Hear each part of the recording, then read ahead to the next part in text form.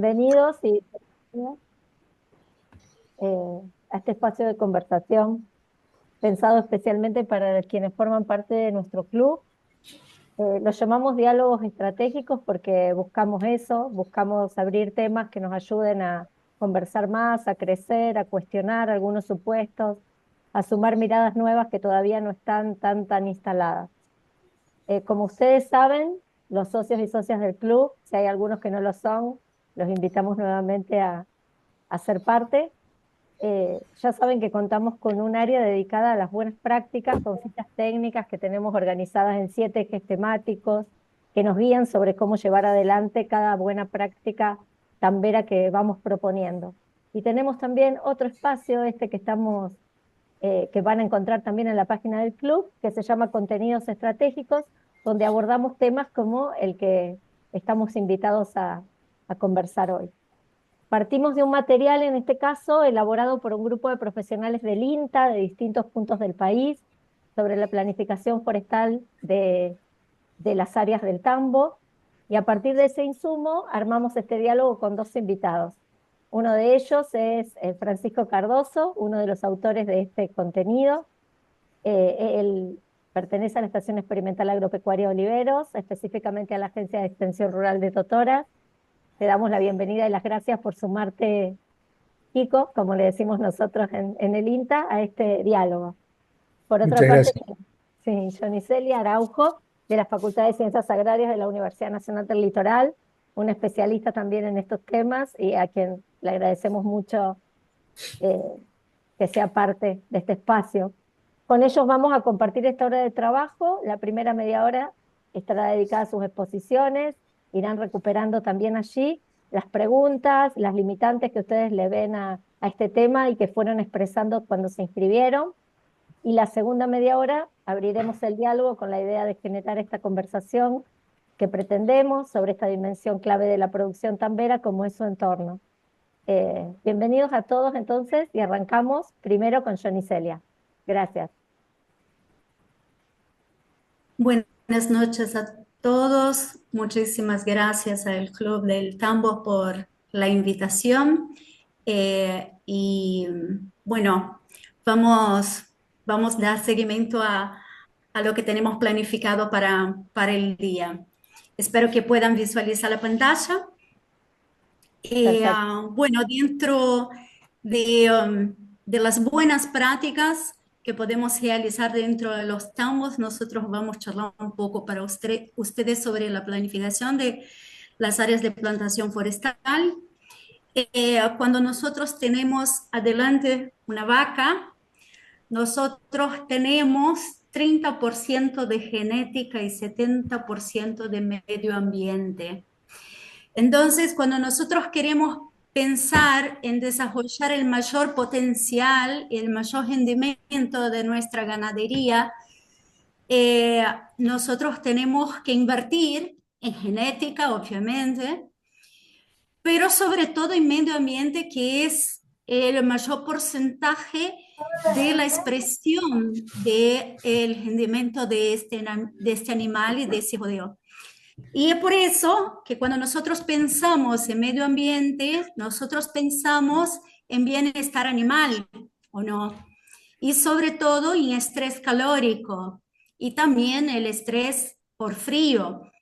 Y cuando pensamos en estrés calórico, muchas veces en lo inmediativismo, nosotros como productores rurales, tamberos, lo primero que venimos y tenemos a mano y que nos viene a la mente es una sombra artificial, ¿no?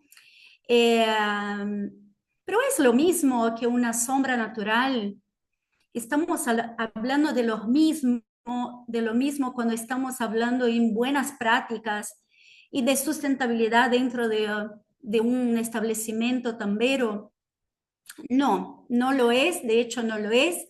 La imagen es muy clara y deja muy nítida esa diferencia marcante entre los dos sistemas productivos y por lo mismo que los invito a pensar en reemplazar ese sistema de sombras artificiales por los sistemas de sombras naturales con árboles Si vamos a hablar de números, nosotros podemos pensar en un módulo de 9 por 4,2 por 2 por 4, que hoy, agosto de 2025, que está 2 millones más IVA, y pensando en una plantación forestal, ¿sí? Con 200 plantas por hectárea, pensando que cada árbol nos va a cubrir la demanda de 6 metros cuadrados de sombra por vaca como máximo, pensando en una vaca lechera de gran productividad y con el reflejo de sombra, el promedio es 4 metros cuadrados de sombra, ¿no? Para una vaca en lactancia. Nosotros podemos ampliar a 6 cuando esas vacas tienen un mayor rendimiento. Y para no quedar corto con los números. Entonces, por ahí se sobredimensiona un poco más a 6, ¿no? Digamos que planteamos 200 plantas por hectárea en 3 hileras de 3 por 2 a cada 21 metros. Tenemos 200 plantas. Nosotros podríamos estar plantando en precio actual de plantines, hablando de especies exóticas, por ejemplo, de eucaliptos, podríamos estar pensando en 14 hectáreas de plantación. Si estamos hablando en especies nativas como algarrobos, podemos estar pensando en 5,5 hectáreas de plantación. Y nosotros en sustentabilidad tenemos mucho más cuando tenemos un árbol adentro de un establecimiento.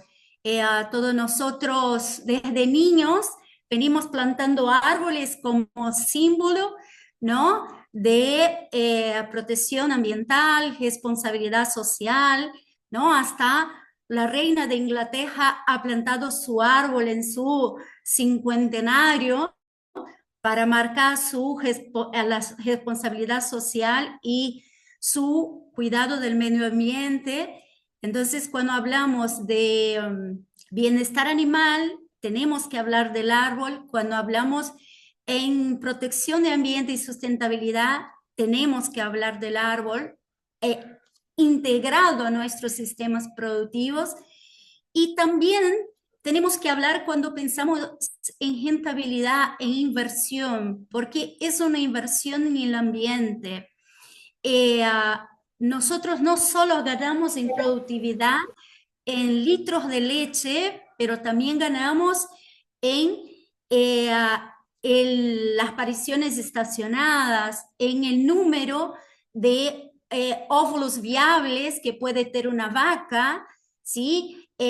También pensamos en que esas vacas pueden estar mejores preparadas para la preñez, y también exponiendo su potencial genético para la producción y para la reproducción. Así que cuando hablamos de bienestar animal, estamos hablando de no solo el confort térmico, pero por la productividad, pero también estamos hablando de mejores tasas de reproductividad animal, que son sumamente importantes para la ganadería lechera. Bueno, además de reducir el estrés térmico y el estrés calórico, también tenemos que pensar que nos disminuyen las enfermedades en épocas frías, protegiendo a estos animales de los vientos que la media sombra artificial no logra retener en el paso del camino. Y que sí, una arboleda, una plantación forestal, lo puede hacer una protección cortaviento, ¿no? También tenemos la captura de carbono, ¿no? Los árboles son sumideros de carbono y transforman el dióxido de carbono que está en el ambiente y que está totalmente relacionado al cambio climático, ¿no? Entonces, estos árboles transforman carbono en biomasa forestal, en fuste, en ramas, en hojas, ¿no? También tenemos que tener en cuenta la protección, la recuperación de suelos degradados, la protección del agua, no solo por el estrés calórico del agua, por la temperatura del agua, pero también cursos naturales de agua en la vegetación hiparia, en la vegetación ribereña, para proteger esos cursos de agua del asolvamiento que nos conlleva a después posibles inundaciones y sobrecarga de agua en las vertientes de esas cuencas hídricas. También podemos pensar en la diversificación de tener un, un producto más adentro del campo que no sea solamente la leche y también de tener una producción forestal en producción de madera, con productos maderables y productos también no maderables, ¿no? Y la adaptabilidad y la famosa resiliencia que tanto hablamos, que nos permite la sustentabilidad de tener un ganado más resiliente a los cambios climáticos, a las sequías, a los vientos, a las lluvias, incrementos de temperaturas y amplitudes térmicas que son cada vez más notables, tanto de extremos de calor, extremos de frío, extremos de sequías y extremos de inundaciones. Bueno, es mucho para hablar de ese tema, pero vayamos a casos concretos y casos de éxito. Le vamos a dar un ejemplo de la Camila, en el norte de Santa Fe, donde junto con John Deere nosotros hicimos la implementación de 2,7 hectáreas de algarrobo blanco para la ganadería. Ellos ya tienen plantaciones hechas de 18 años de edad, de las cuales nosotros trabajamos con captura de carbono y otros índices de sustentabilidad en ese jodal de algarrobo que está aledaño a una siembra de maíz y también sirve para sombra del ganado. También podemos dar como ejemplo el de Chambi-Campi, acá en el departamento de Santa Fe, ¿no? Donde nosotros con lácteos La Ramada y un tambo de 560 hectáreas llevamos a cabo un ensayo y experimentos de materiales clonales, como ustedes pueden ver ahí del lado derecho de la pantalla, toda la cobertura vegetal con materiales clonales que tenemos, y a la izquierda de la pantalla con materiales de semillas se puede ver la gran diferencia de cobertura vegetal y pensando sobre todo en sombra para el ganado, en sombra rápida, ¿no? Esos son árboles de 3 años que ustedes pueden ver ahí a la izquierda. En 3 años tenemos sombras para los animales y con entrada de ganado. Ahí tenemos una siembra de cultivos intensivos y el jodeo el tambo está un poquito más a la izquierda del video y la pantalla no permite que nosotros lo veamos, pero eso también sirve de área no solo de reparo para los cultivos y también para la ganadería, pero también para la deriva de posibles accidentales derivas en las aplicaciones que ocurre adentro, así del establecimiento, así afuera, donde está ahí la ciudad, la comuna de Chambi-Campi. En esa forestación nosotros también hicimos un estudio de impacto de la producción forestal sobre el balance de carbono, lo que nos muestra el gran potencial de secuestro de carbono y nitrógeno en biomasa forestal como estrategia de mitigación de los gases de efecto invernadero. También tenemos ahí otro caso de éxito con la cooperativa Guillermo Lehmann, al lado del acopio de granos de la cooperativa Guillermo Lehmann en la localidad de San Agustín, donde ellos tenían suelos alomórficos. ¿Qué queremos decir con eso? Suelos compactados, con inundaciones temporarias, ¿no? Con desagüe y sin desagüe, salino y sódico, y altamente compactado. Ninguna limitante más que me acuerde por el momento, pero con todas esas limitantes para un cultivo agrícola y también para el forraje, para la ganadería.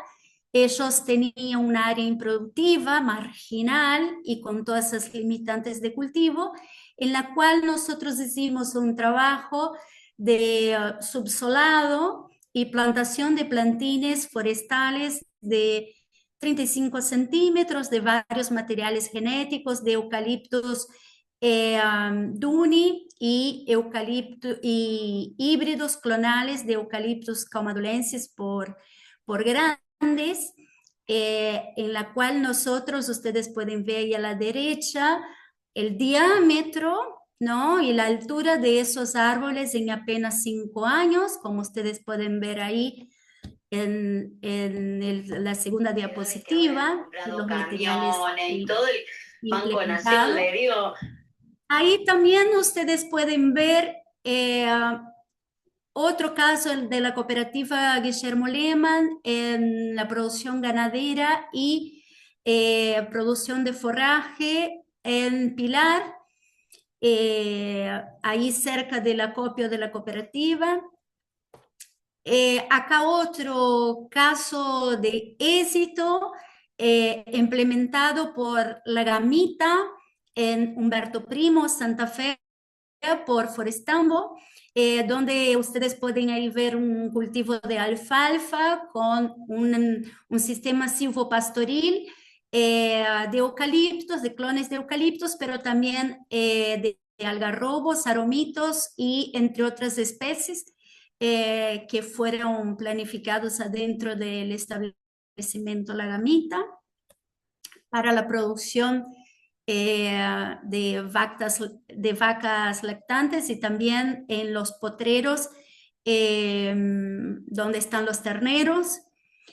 Bueno, y pensando en esos casos y pensando cuáles serían las áreas claves para forestar adentro del tambo, lo primero que tendríamos que pensar es que cuando pensamos que cada potrero tiene que tener una fuente de agua, no es así, es el ideal para una producción ganadera, así como cada potrero tiene que tener su fuente de agua, cada potrero también tiene que tener su suministro de sombra.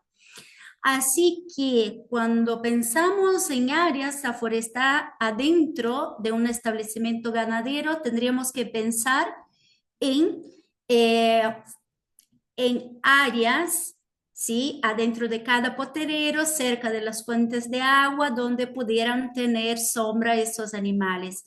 Porque lo que objetiva es que cada potrero tenga un área, sobre todo en las horas de más estrés calórico y más demanda energética para el ganado, que son de 10 de la mañana a las 18, que ese ganado esté ruminando bajo sombra.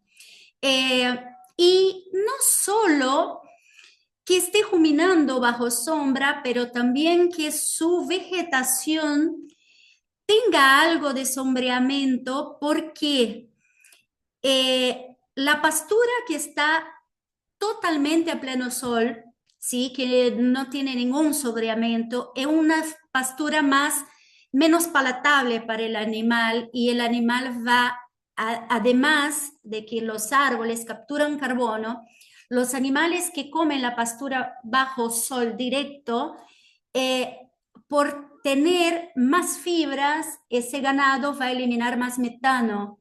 cuando nosotros tenemos una pastura que está medianamente sombreada, va a haber una elongación por una cuestión fisiológica de las plantas y ese animal va a estar comiendo un forraje que es más palatable y más fácil de digerir para el animal. Y por lo mismo, ese animal va a emitir menos metano al ambiente. Así que el árbol juega dos roles. Es de captura de carbono y la disminución de emisiones de metano. Bueno, además de eso, también se podría tener en consideración las áreas donde el animal queda en espera eh, para poder hacer no solo su descanso, pero también para hacer todas las actividades que tenemos en el tambo, ¿no? La extracción de leche, la vacunación, pesaje, los controles, todo que el ganado necesita, todo el espacio que el ganado necesita, está a tiempo de espera, esa área también tendría que estar volada. Área de terneros es una área sumamente especial para áreas claves de forestación.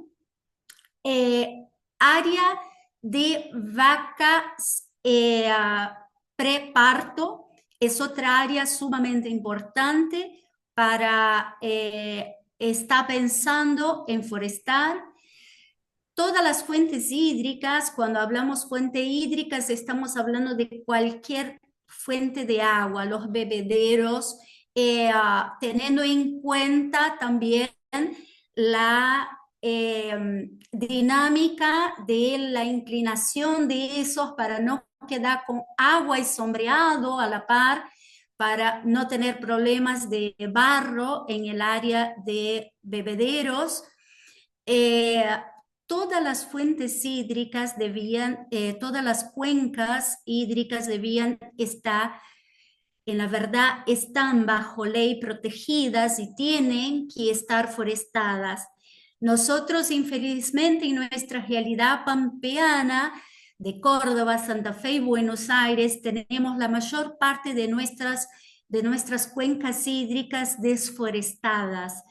Esto nos trae grandes problemas hídricos, problemas que van más allá de la producción ganadera y agrícola, que van también con problemas relacionados a una responsabilidad social debido a las áreas de inundaciones, ¿no?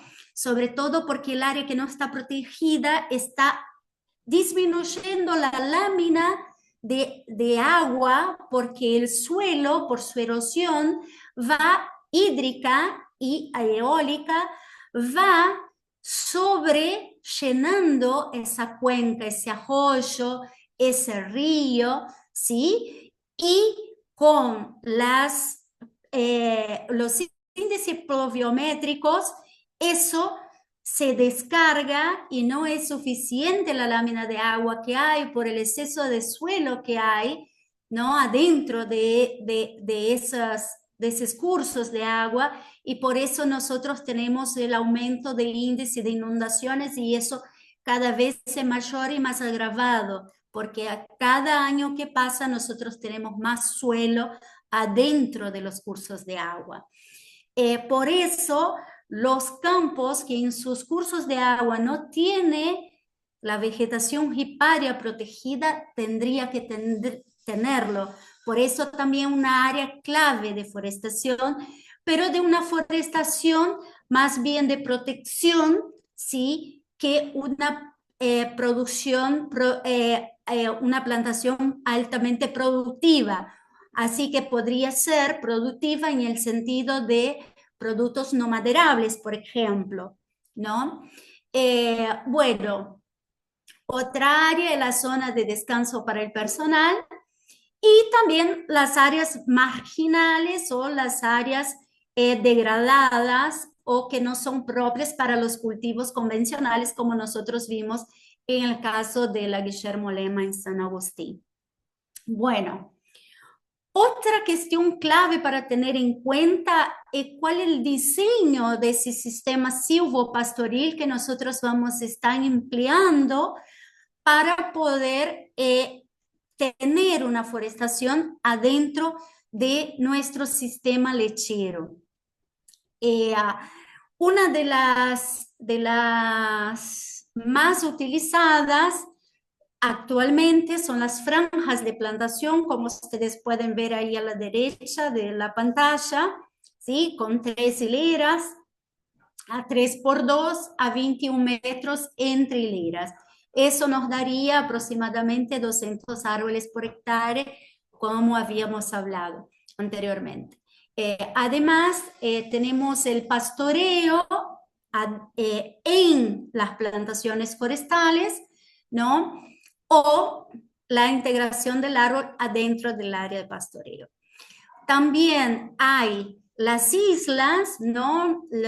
Como ustedes pueden ver ahí en la figura, las islas adentro de cada potrero, como ustedes pueden ver, cada potrero tiene su sombra, su área de sombra, de sombreado, no solo pensando en sombreado para el ganado, pero pensando también en sombreado para la pastura.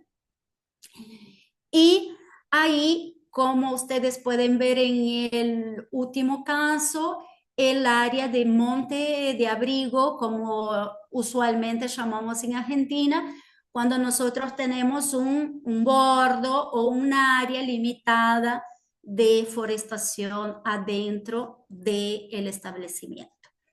Bueno, ¿cuáles son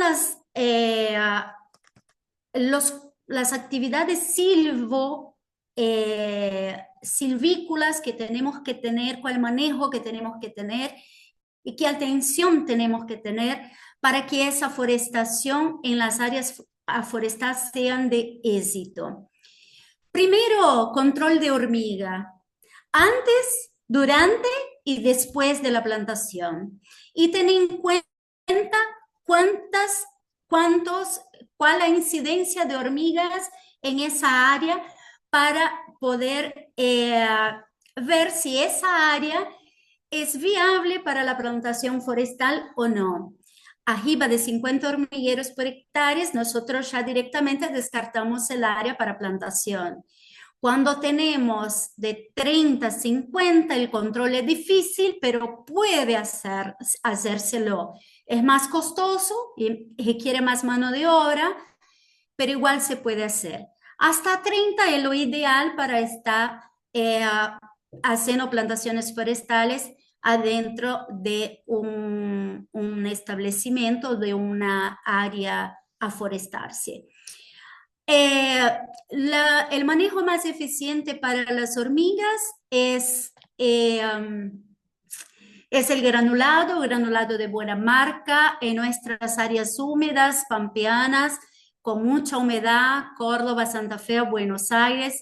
Nosotros tenemos que tener el especial control de tener en bolsas los granulados o aplicarlos en épocas o en horas del día de baja humedad para que ese control sea efectivo. Además del control de las hormigas en sitio en los hormigueros. Así que granulado más polvo o líquido. Cuando estamos pensando en control químico, pero como también podemos forestar en áreas urbanos rurales, tenemos que tener en consideración que hay varios métodos de control no químicos para hormigas, como por ejemplo protectores y control biológico. Bueno, otro aspecto a tener en consideración, la época óptima para plantación, dependiendo de la especie, ¿sí? Si son sauces, si son álamos, como hicimos en el INTA Rafaela, la implementación de sauces y álamos en invierno, nativas, otoño, primavera, ¿sí? Bueno, también pueden avanzarse ese invierno dependiendo de qué nativas son, si son nativas del Espinal o si son nativas del área ribereña o de áreas de islas. Bueno, ¿qué método se utilizará para la plantación? Y el desmalezado y el riego.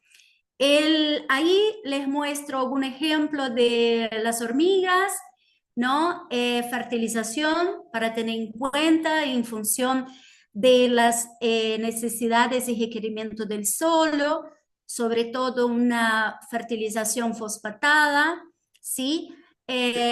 Control de roedores, como ustedes pueden ver, ahí los caños de PVC en área de roedores. El control de malezas antes y después de la plantación se puede empezar 3 meses antes, siempre en la línea de plantación y cuando se hace una plantación con un espaciamiento chico entre una planta y otra y una hilera y otra, se puede llegar a hacer en toda el área implantarse, ¿sí? Teniendo en consideración que todo lo que se hace solamente en línea de plantación, estamos ahorrando, no solo ahorrando combustible, mano de obra y maquinaria, pero también estamos emitiendo menos carbono. También se puede hacer el control, además del mecánico, se puede hacer el control de malezas químicos, ¿sí? Se hace antes de la plantación, en el año 0, que decimos, ¿no? Antes de la plantación, después de la plantación, post-plantación, y el año 1 y año 2 de la plantación, ¿sí? Bueno, el riego se puede hacer de varias maneras, dependiendo de la infraestructura que tenga el productor, ¿sí? Y también de las hectáreas a ser implantadas, pero es sumamente importante el riego en plantación y post-plantación, sobre todo en el primer mes de plantación, ¿sí? Eh, um, bueno, la mano de obra es una de las claves para el éxito de una forestación y por eso dejamos esas fotos de nuestros grupos de trabajo en diversas ocasiones porque nos parece muy importante eh, contar con una mano de obra mínimamente especializada para que la forestación sea realmente un cultivo forestal y un cultivo más adentro del sistema, ¿no? Y no solamente plantar un árbol, porque si nosotros no damos la debida importancia en la mano de obra y en la planificación y en los cuidados pre-plantación y post-plantación, nosotros vamos a tener una pérdida de una inversión de plantines, de tiempo, de mano de obra, de maquinaria y todo eso carbono que estamos liberando y no estamos capturando. Entonces, ahí se va nuestra sustentabilidad, ¿no? Y también tiramos recursos. Entonces, nos parece fundamental la mano de obra en todo eso. Normalmente la mano de obra forestal en nuestra región pampeana es una mano de obra nómade, ¿no? O son contratadas de áreas forestales o hay pequeños grupos que se puede mínimamente especializar o especializados para que se puedan tener en cuenta para una debida y exitosa plantación y en la mayor rendimiento de los recursos invertidos en una forestación. Bueno, consideraciones finales. La forestación es una inversión estratégica para un tambo. Yo soy hija de tambera, nieta de tambera, y no puedo concebir un tambo sin una forestación, sin sombra natural.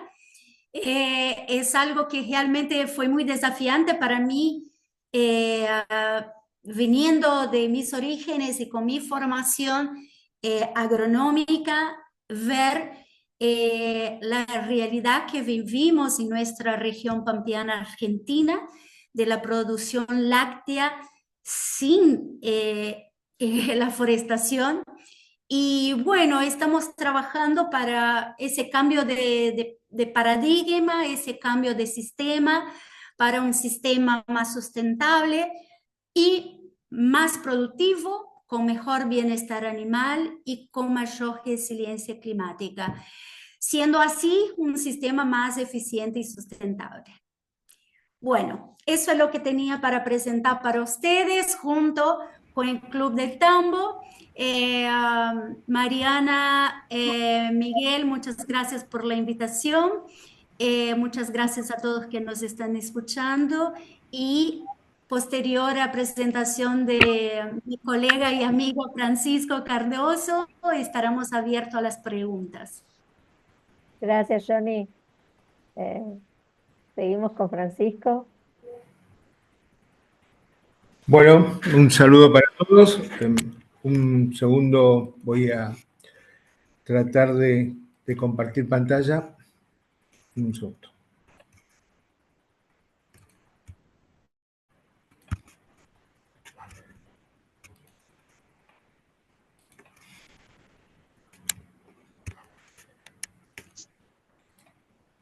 Bueno, se ve ahí, ¿no? ¿Sí? ¿Me dicen? Sí, sí. Perfecto, gracias. Bueno, yo voy a basar un poco la presentación en este trabajo que ustedes lo tienen en lo que es las fichas del Club Tambero y que nosotros estuvimos trabajando con un grupo de colegas de Córdoba y de Buenos Aires, trabajando un poco esta idea de cómo encarar el tema de la planificación de la forestación o de la plantación forestal en los tambos, ¿no? Y una de las cuestiones básicas para esto es primero ponerse a pensar que para poder llevar adelante una plantación, esto tiene que ser pensado, es decir, tiene que ser planificado.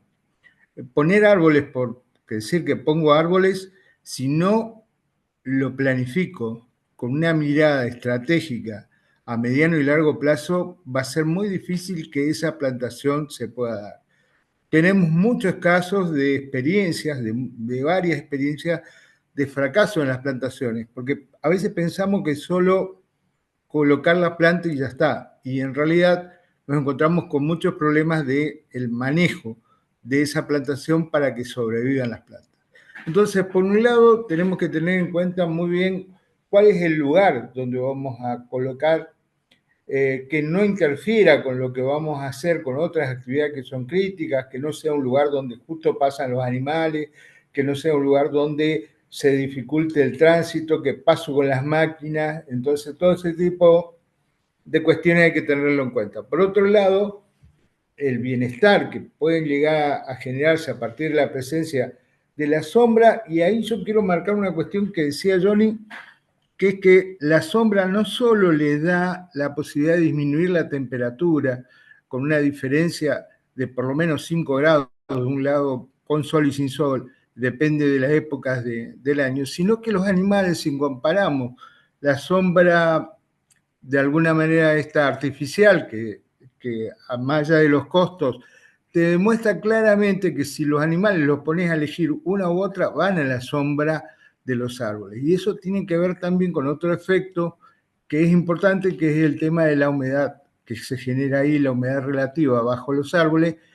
De alguna manera se hace mucho más confortable el ambiente y las condiciones de donde el animal se instala. Entonces eso, por otro lado, es un tema también importante. Ese sitio es fundamental para poder definir qué especies pueden ir. No cualquier especie va en cualquier lugar y eso tiene mucho que ver. Algunas de las preguntas que nos hacían eran que, por ejemplo, ¿cómo hago para controlar el problema de si tengo las excretas de los animales y pongo las plantas? Digamos, toda la afectación que se da de las excretas, porque el animal digamos, está dentro del corral y eso va a afectar sin duda a las plantas. Entonces lo que tengo que hacer o generar un área donde la planta pueda desarrollarse sin estar en contacto con eso, es decir, elevar el nivel, colocar algún tipo de contenedor como para poder desarrollarlo, que la planta pueda instalar ahí y separarse de esa discreta o instalarla en otro lado. Pero evidentemente hay lugares donde y sitios donde no es posible instalar los árboles y otros sitios que sí, entonces hay que verlo estratégicamente para poder hacer el correcto mantenimiento y los cuidados culturales. Entonces también depende de que haya esos recursos cerca, ¿no? Un poco en función de esto y retomando un poco lo que decía Johnny, el tema de que el poner árboles en el sistema no solo es una cuestión de la sombra, es mucho más que sombra. Es el tema de la captura de dióxido de carbono, es el tema también de reducción de las emisiones de gases de efecto invernadero, es también el tema de poder empezar a pensar cuestiones de mitigación, como planteaba Johnny, de que en realidad hay situaciones extremas que generan problemas serios y entonces hoy en día, con lo que estamos viviendo del cambio climático, cada vez más los efectos de alguna manera, de las cuestiones climáticas cada vez inciden con mayor fuerza y entonces eso hay que tenerlo en cuenta.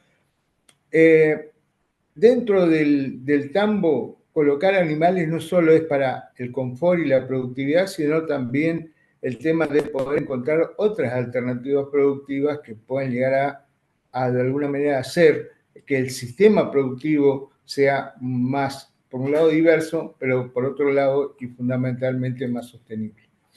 Esta función que cumplen los árboles que tiene que ver con la captura de carbono, tiene que ver también con el beneficio que nos genera para toda la producción. Entonces, ¿qué cantidad de sombra? Bueno, un poco yendo a lo que decía Johnny, para los terneros más o menos tenemos planteado que es 1 metro de sombra por animal, las vaquillonas necesitan alrededor de 2 metros y las vacas norteñas entre 3 o 4 o hasta 6, como decía Johnny. En las especies adecuadas según región, bueno, esto depende mucho de cada zona, ¿no? Nosotros tenemos muchas especies de lo que serían los márgenes de la ecorregión del Espinal, estamos entre lo que es la región de la Pampa ondulada y lo que es la región del Espinal, y hay muchas especies que se adaptan mucho mejor a estas condiciones, las especies nativas por eso son bastante recomendadas. Y en regiones y en otras zonas se puede plantear también la posibilidad de incorporar especies de más rápido crecimiento. ¿Cuál es la diferencia entre uno o ventajas entre uno y otro? Eso hay que verlo entre varios factores. No solo es la cuestión de la rusticidad, que es una ventaja de la especie nativa, pero por otro lado es la urgencia que tengamos y el tipo de sitio que tengamos en función de generar sombra, que eso nos dan las especies de rápido crecimiento generalmente exóticas. Y en función de eso hay que después poder evaluar las posibilidades de instalar una especie u otra en función de esto. Lo que sí hay que evitar, y eso suele ocurrir bastante en nuestra zona, que tenemos muchas especies que son invasoras y que están declaradas como invasoras y a las cuales no se debería plantar, digamos, o hay que reducir su presencia, como puede ser el tema de la mora de papel o inclusive la acacia negra, que son algunas de las especies que son muy invasivas. Dentro de las especies, tenemos acá algunos ejemplos, el algarrobo blanco, el algarrobo negro. Esta imagen de acá es el curupí o lecherón. Estos son estaqueros de sauces o de álamos.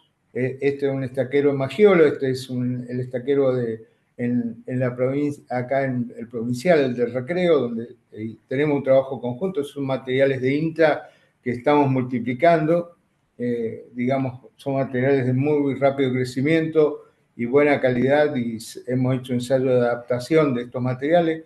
También, bueno, tanto eucaliptus como corimbia son materiales que pueden llegar a ser bastante interesantes para nuestra región o inclusive dentro de las especies nativas el mismo sauce, ¿no? Hoy hablaba Johnny del tema de la importancia de forestar en algunos lugares como caminos o callejones, como se ven acá en la foto de arriba, la protección de fuentes hídricas, eh, la, la cuestión de los vientos, el tema de la presencia de cortinas forestales son muy importantes, áreas de descanso, para áreas de descanso personal también, o en áreas marginales o en desuso. Esta es una imagen de una compañera de INTA que estuvimos trabajando, esto es en Cañada Rosquín, donde tenemos una experiencia de trabajo de un ensayo de algarrobos que tiene 4 años y esa es la altura que está teniendo, ¿no? Cerca de 4 metros en algunos individuos. Esto se hace con manejo, ¿no? ¿Qué tenemos que hacer o qué hacer? Y voy a tratar de ser corto, así hay tiempo para las preguntas. Es, por un lado, el tema de cómo preparar el suelo, es decir, tengo que pensar en la preparación del suelo siempre un disqueado o por lo menos eliminar la presencia de malezas. Esto ya algo se habló. El tema de dónde conseguir las plantas o los plantines, esto no es tan sencillo en nuestra zona. Al no ser una zona forestal, por ahí los plantines que se traen no son los adecuados o no se consiguen se consiguen de lugares mucho más alejados. Lo importante en esto es que los plantines, cuando uno lo instale, en general tienen que ser plantines de 30 centímetros o un poquito más, pero no plantas de 1 metro y medio que puedan llegar a estar varios tiempos en vivero, que son mucho más caras y que no tienen buena adaptabilidad para nuestra condición. Entonces, por un lado, la adquisición de los plantines, ver qué vivero, qué plantas, dónde se consigue. La tarea de marcación, es decir, poder marcar, sacar las líneas, el hollado.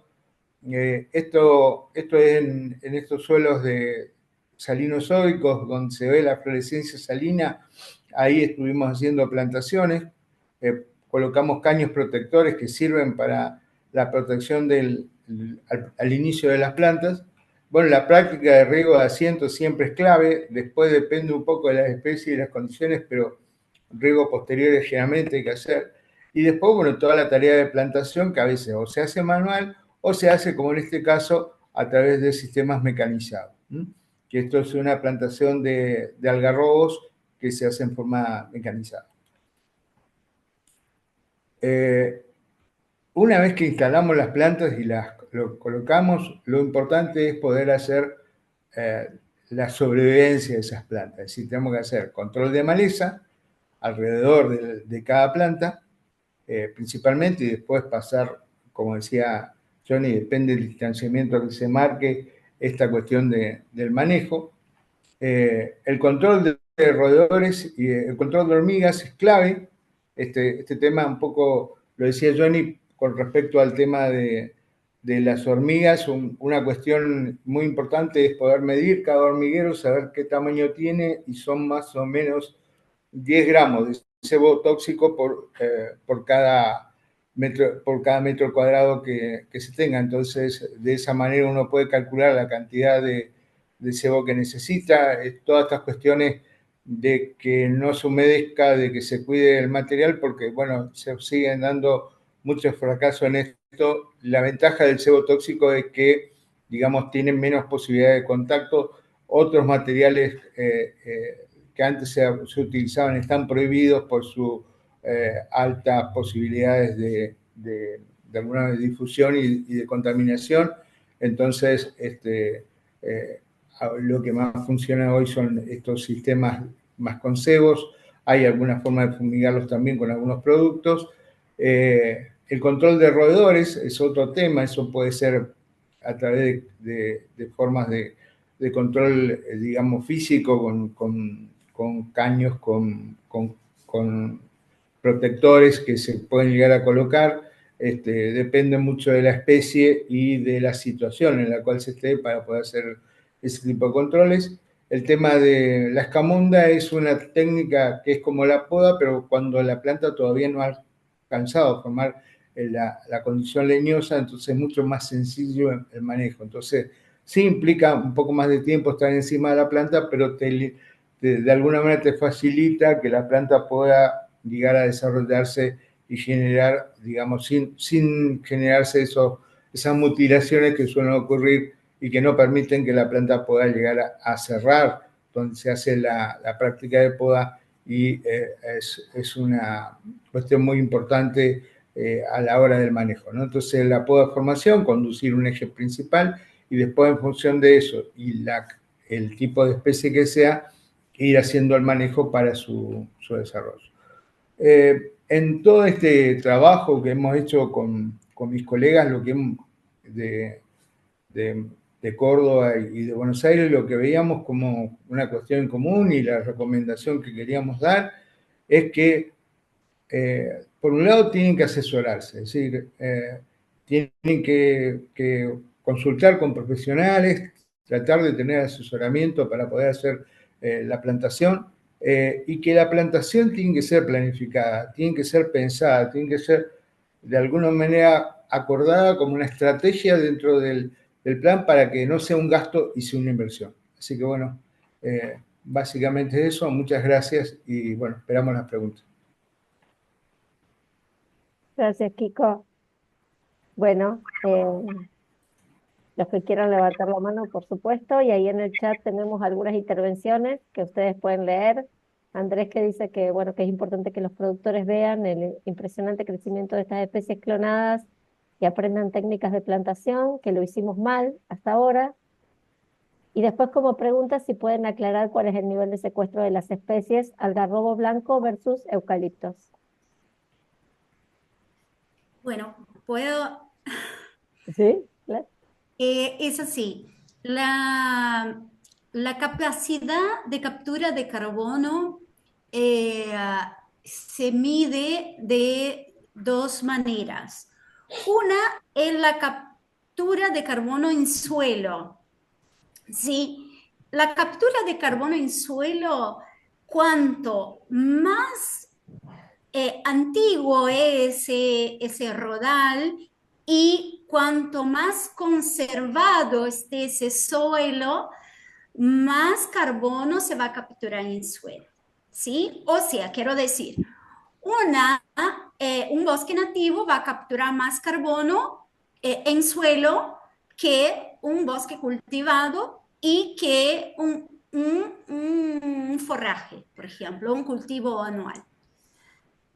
Ahora, si nosotros vamos a captura de carbono en biomasa total, o sea, quiero decir, el carbono que he transformado en tronco, ¿no? Fuste, hoja, rama, raíces, ¿no? En la parte aérea y en la parte radical de los árboles y también de un forraje o de un cultivo anual. Si nosotros estamos hablando de una especie forestal, va a capturar más carbono que un cultivo anual, por ejemplo, o que una pastura, ¿sí? Todos los vegetales capturan carbono. Si es un árbol, va a capturar más que un cultivo o un forraje. Bueno, pero en relación a los árboles, ¿cuál van a capturar más carbono? El árbol que más joven es y más rápido crecimiento tiene, más carbono va a capturar. O sea, una especie nativa del espinal va a capturar menos que una especie nativa ribereña de isla, ¿sí? Un material clonal que es más joven, que tiene más juvenilidad, va a capturar más que un material que no es clonal. Una especie exótica de rápido crecimiento va a capturar más que una especie nativa de bajo crecimiento. Entonces, cuanto más crece el árbol por año, ¿sí? La tasa de crecimiento anual del árbol, más carbono va a capturar. Y cuanto más joven es el árbol, más cantidad de carbono va a capturar durante el paso del tiempo. Y cuanto más rápido crecimiento y cuanto más rápido amadurece ese árbol, ¿sí? Más carbono va a capturar en el tiempo. Quiero decir que ahí una plantación forestal de un cultivo rápido, sí, clonal, va a capturar mucho más que una especie nativa de bajo crecimiento, como por ejemplo nuestras especies del espinal santafesino, por ejemplo, ¿sí? Una cuestión más para agregar a lo que dice Johnny, es que en general lo que se acumula de carbono en suelo es generalmente 2 a 3 veces lo que se acumula en vuelo. Entonces, es muy importante poder medir las dos cuestiones, digamos, no solo lo que es en vuelo, sino también poder medirlo en suelo, ¿no? Para medir en vuelo se cubica, digamos, se mide el diámetro, se mide la altura y de esa manera, a partir de la cubicación, se sacan los datos de volúmenes de cada uno de los crecimientos y la acumulación. Eso se multiplica por el volumen, por la altura, se obtiene el dato volumétrico, pero después se debe multiplicar también por la densidad de la madera y a partir de eso también poder sacar después la relación con lo que es las toneladas de carbono equivalente, que es otra relación. Porque lo que se mide en carbono es toneladas de carbono equivalente. Bien, hay otra pregunta ahí, no sé si la ven, sobre la pulverización con herbicidas como el glifosato que afectan a las plantaciones. Sí, hay especies, justo nosotros tenemos una estudiante de doctorado que también es docente de nuestra facultad, que es la ingeniera Paula Grosso, que justo ahora está en Brasil haciendo parte de su doctorado allá. Ella está trabajando en especies más susceptibles para ser usadas como indicadores de pulverizaciones derivas accidentales, indicadoras, especies indicadoras de derivas accidentales y especies más resistentes que son especies que tiene mayor resistencia frente a áreas, a plantaciones forestales y áreas de aplicación de glifosato para cultivos intensivos. Previamente, hablando así mal y pronto, las especies nativas tienen una ventaja en relación a la tolerancia al glifosato, así como también la tolerancia a las hormigas, ¿no? A las sequías en algunas de ellas. Y las especies exóticas tienen más susceptibilidad y por eso en la aplicación post-plantación hay que utilizar un herbicida selectivo, una mezcla de un herbicida selectivo para no afectar el crecimiento de esas plantas o el uso de protectores, ¿sí? En los bordes de los aplicadores de glifosato para no afectar el crecimiento y desarrollo de las plantas, de las plantas arbóreas susceptibles. Para confirmar lo que dice Johnny, nosotros hemos tenido algunas experiencias de aplicación de glifosato sobre plantas instaladas de algarrobo, recién instaladas, y las plantas hubo una gran sobrevivencia de plantas. Quiere decir que las plantas no tuvieron afectación por este caso. Entonces, no es que sea resistente, sino que justo en ese momento estaban casi sin hojas y eso también les permitió poder tener buena sobrevivencia. En general, las especies nativas, como dice Johnny, tienen mejores condiciones de sobrevivencia que las exóticas en las mismas condiciones de plantación. Buenísimo. Hay una pregunta de Juan Ignacio Gareto sobre el tutorado durante la etapa de establecimiento, si es necesario o no. No. Nosotros no lo hacemos, doctorado, porque como ustedes vieron, nosotros plantamos, así como el grupo de Francisco y el nuestro, y, y en todas las plantaciones forestales, hay que hacer una resalva acá. plantar un árbol no es lo mismo que hacer un cultivo forestal. Y en un cultivo forestal nosotros usamos plantas pequeñas de 35 centímetros como máximo 60 centímetros. Eso nos da la posibilidad que esa planta tenga un alto arranque, ¿sí? Entonces ella aprovecha mayor potencial de crecimiento de esa planta en el suelo, ¿sí? Y tiene un mayor arranque, un mejor desarrollo y se puede plantar un número mayor de plantas por hectáreas, no solo por el mejor transporte, mejor logística para la plantación, ¿sí? No es lo mismo hacer un poceado para plantar una planta que está en maceta que una planta que está en un tubete, ¿sí?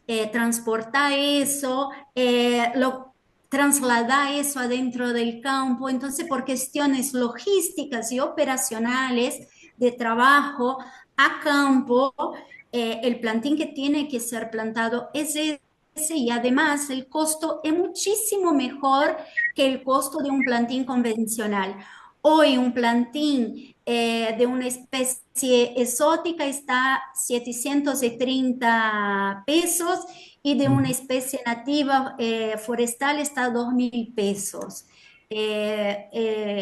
Hoy hicimos la cotización y son los valores actuales del día. Así que para que ustedes tengan en consideración la diferencia de lo que es un plantín convencional, que hoy puede estar hasta 100.000 pesos un plantín convencional, ¿no? 40.000 pesos, 20, que son plantas mayores y que no se puede pensar en este tipo de plantín para una implantación de un sistema silvopastoril donde estamos hablando de 200 o más árboles por hectáreas en varios hectáreas.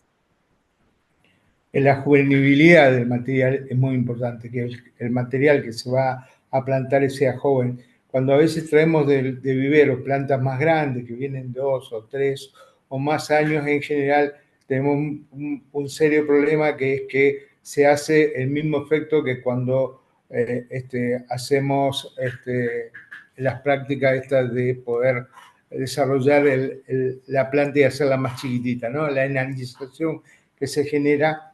Creo que es importante que eso se tenga en cuenta, y más si, como fundamenta Johnny, uno piensa en que son mucha superficie, gran cantidad de plantas. Creo que el factor de plantas juveniles es lo mejor. Buenísimo. Pablo está levantando la mano. No sé si... A ver. Hola, Ahí está. Hola. sí, Hola, Pablo. buenas noches.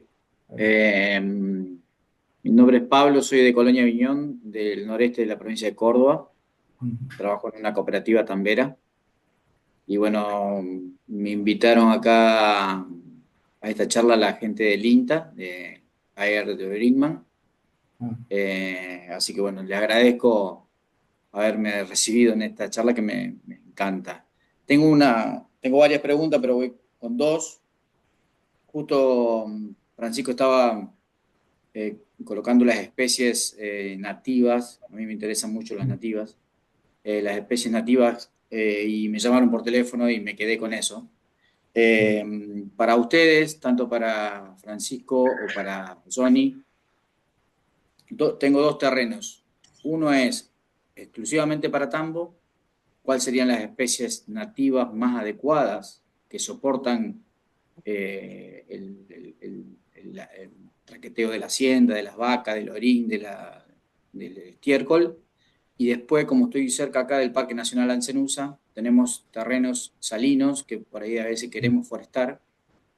Y sobre especies nativas, lo que veo yo, lo que es cinacina o chañar se adapta un poco mejor, pero bueno, quisiera, si tienen vi una filmina, creo, Johnny, referente al suelo salino, que me pueden aportar sobre esas dos cosas. Puntualmente son esas dos áreas, tambo y suelos salinos. Primero las damas. Empiezo, Kiko, y después vos seguís. Nuestras experiencias con suelos salinos, la especie que más tolera la salinidad de los suelos y que tiene potencial para comercialización de productos maderables y no maderables, el algarrobo, que es la especie de mayor importancia económica en la región. En la área que vos está de Córdoba, hay una área que se puede hacer el sistema silvopastoril con algarrobo. Hay que sí ver la salinidad, a veces necesita hacer una aplicación de yeso agrícola o no, eh, para mejorar las condiciones de implantación del cultivo. Y si es necesario fertilización, entre otras. Pero yo creo que el algarrobo es la gran vedette de la forestación de especies nativas por su importancia económica. También está la cinacina, hay otras especies que podemos recomendar, pero realmente por la importancia económica que tiene el algarrobo como producto maderable y no maderable y por su tolerancia a salinidad, es uno de los más indicados, sobre todo para tu región. Kiko, si tenía algún aporte más para hacer en ese sentido, que estuvo trabajando también ahí cerca. Sí, nosotros tenemos una experiencia muy interesante de hacer plantación en casi 2 hectáreas de algarrobo y 1,5 hectáreas de cinacina en suelo salino-sódico con condiciones de lo que es la región de Cañada, lo que es característico de lo que son nuestros bajos submeridionales. Y en esas condiciones lo que hicimos fue un ensayo para poder tratar de asegurar de alguna manera el arraigue de las plantas. Hicimos un ensayo de colocar 3 kilos y 6 kilos de yeso por planta. Los resultados que tuvimos es que hubo una diferencia estadística significativa entre el testigo y, digamos, el ensayo fue con 3 repeticiones. Los testigos en relación a 3 kilos hubo una diferencia significativa. Entre los 3 y los 6 kilos no hubo diferencias significativas estadísticas, con lo cual consideramos que, digamos, al menos 3 kilos de yeso por planta van a asegurar la instalación de la planta. Después lo que hay que ver es el material. En algarrobo tenemos, digamos, núcleos semilleros, tenemos buenos bancos de germoplasma, tanto en Santa Fe como en Córdoba, de la facultad, el trabajo con el INTA, y de los materiales selectos hay materiales que tienen mucho más rápido crecimiento, hay que asegurar las condiciones del área. Esos materiales que tienen más rápido crecimiento, que el origen Campo Durán o el origen Isla Puén, Campo Durán en Salta, Isla Puén en Formosa, tienen más rápido crecimiento, pero son un poco más susceptibles a las heladas. Entonces, esa es la única condición que habría que tener para prever el tema, pero en esos suelos, que son suelos con condiciones de salinidad, tanto la cinacina también se adapta bien, tiene menos forma forestal, pero también a los fines del manejo que se quiere dar para mejorar la condición del sitio, ayuda mucho. Y otro factor muy importante en ese tipo de sitios es el manejo en cuanto a la clausura y las posibilidades de instalación de las pasturas. Acá hay una relación directa entre lo que es la forestación con la presencia de alguna vez de las pasturas nativas, sobre todo, o aquellas que se hayan naturalizado.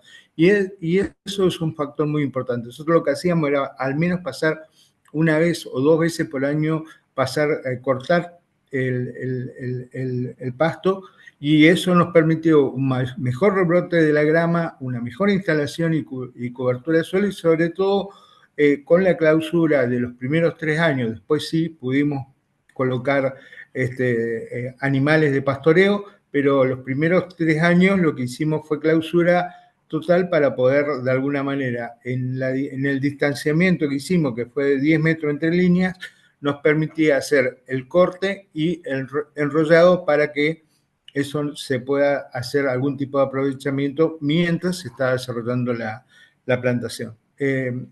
esas experiencias pueden ayudar a estas preguntas que hacías.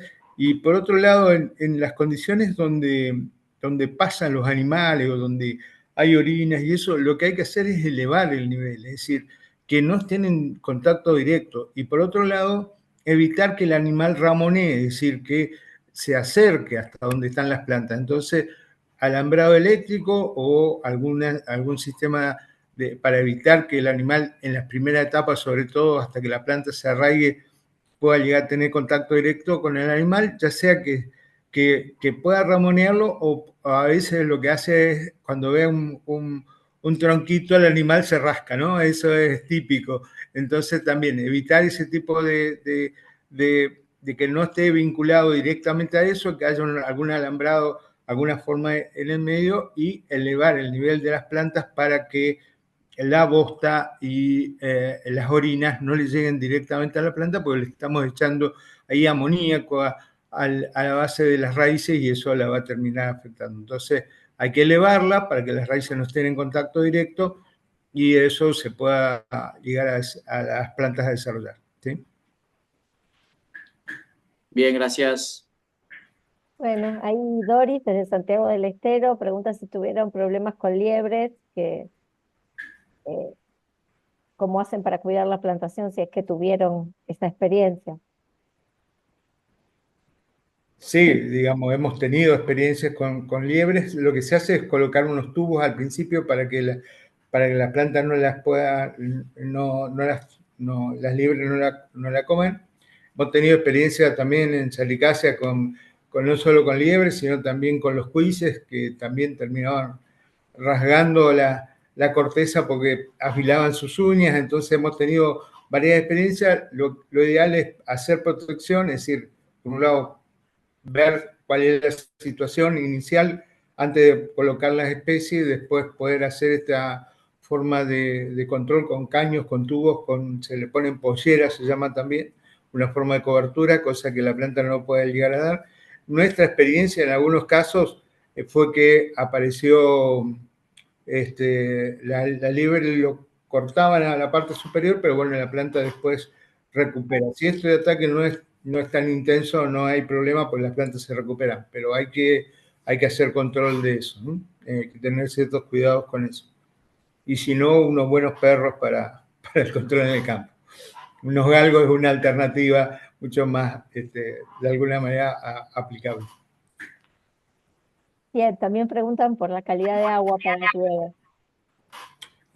Bueno, ahí siempre el tema es que el peor agua es la que no hay. Entonces partimos del agua que tenemos y tratamos de mejorarla. Siempre las condiciones de agua con alto contenido de sales van a limitar el desarrollo de las plantas. Entonces, o la tratamos de mezclar con agua de lluvia o tratamos de buscarle alguna manera como para bajar los niveles de salinidad para poder hacer el riego necesario suplementario. Sobre todo los primeros 2 años, que son los 2 años donde necesitamos que la planta se arraigue y se instale. Una vez que la planta está instalada, encuentra estrategias para poder de alguna manera abastecerse de agua. Tengan en cuenta que, digamos, en trabajos que hemos hecho desde el INTA, hemos estado midiendo, por ejemplo, cuánto consume un árbol.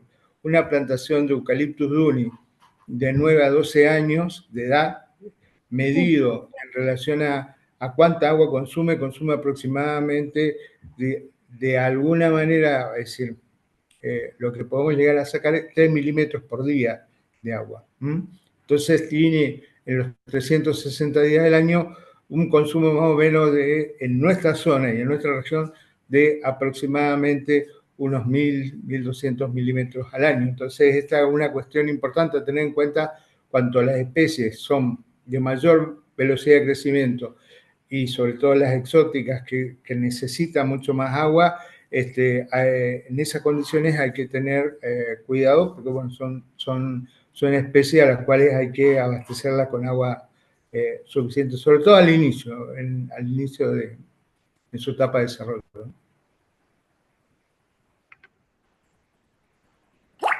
Bueno, ahí preguntan por qué se secan los álamos piramidales en nuestra zona. Nosotros no forestamos con álamo piramidal, pero el álamo piramidal es una especie que se utiliza mucho para todo lo que es la parte de partizaciones y borduras y algunas cortinas y eso. En general, pueden ser varios factores.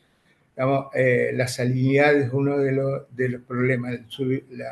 El ascenso de napa en algunas zonas, sobre todo napas con agua, con presencia de sales en la napa, puede llegar a ser uno de los factores que afectan. Después otros factores tienen que ver con hongos de suelo, que también hay presentes según las condiciones de cada sitio y pueden llegar a ser otra de las cuestiones que los afecten también, por lo cual se terminan secando.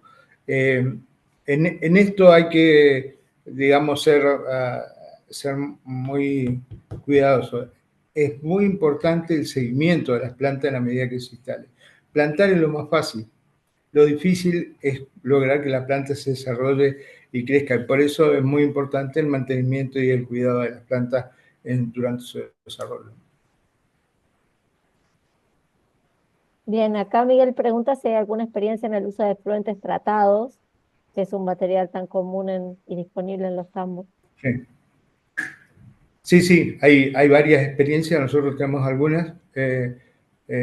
Hemos hecho algunas sobre todo con sauce, que se adapta mejor a condiciones de cierto anegamiento, y los crecimientos con ese tipo de materiales son, digamos, son muy superiores.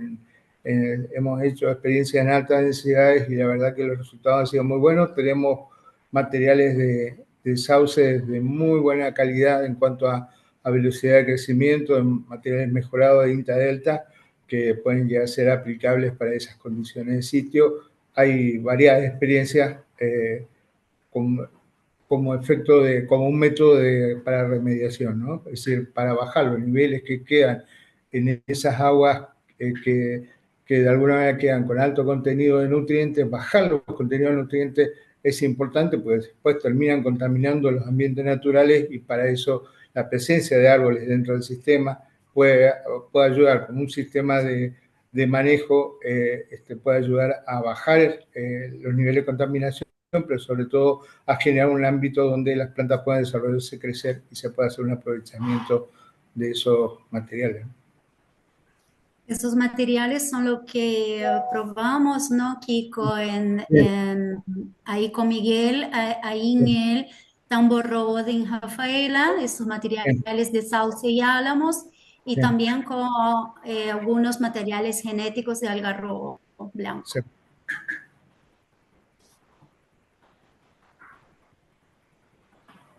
Bueno,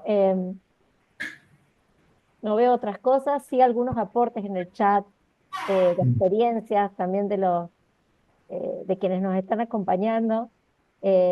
Una en Luján, en Buenos Aires, que plantaron álamos barbados de 2 metros de alto en suelo de áreas bajas. Explica cómo se lo hizo, lo pueden mirar los demás,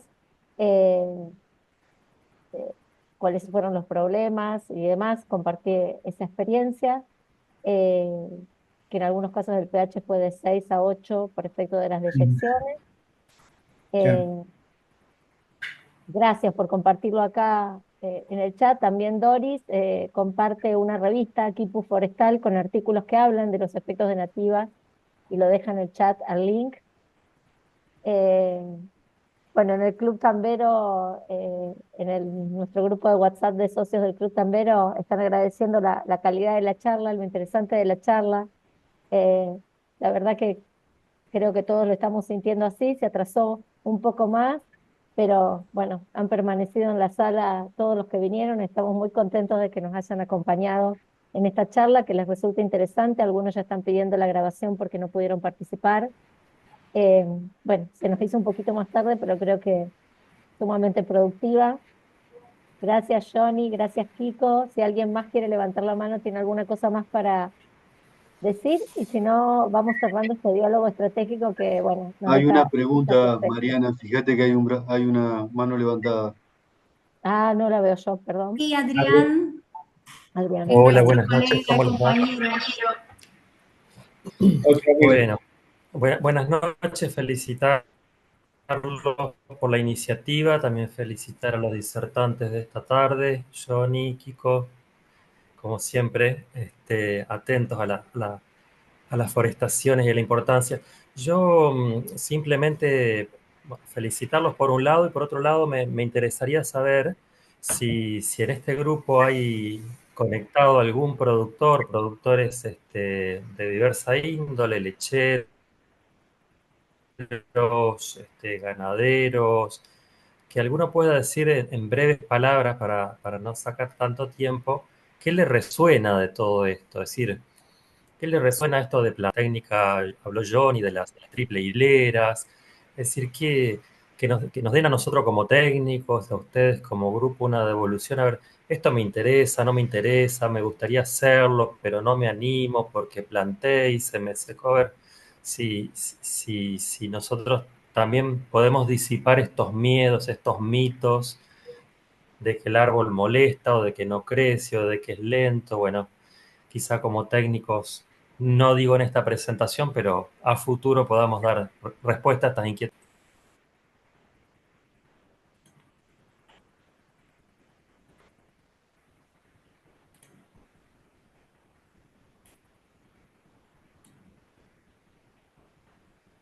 Un silencio. Sí, No, retornando, no, retornando. No hay ningún productor, Sí, disculpen, ¿no? No hay ningún productor. Sí, sí, hay productores. les Sí, está Ah, resonando, que les hablen está entonces. resonando. sí hay, pero bueno.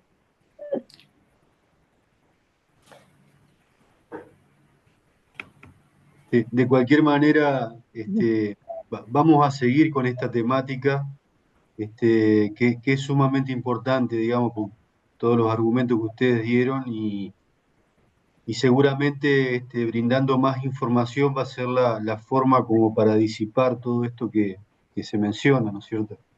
Yo creo que, bueno, este es un primer paso y seguramente vamos a tener contenidos escritos, digamos, como fichas de recomendaciones de ustedes que son los especialistas y reuniones de intercambio de este tipo como para poder seguir profundizando en el tema, ¿no? Así que, bueno, muchas gracias y, bueno, los comprometemos para otras reuniones.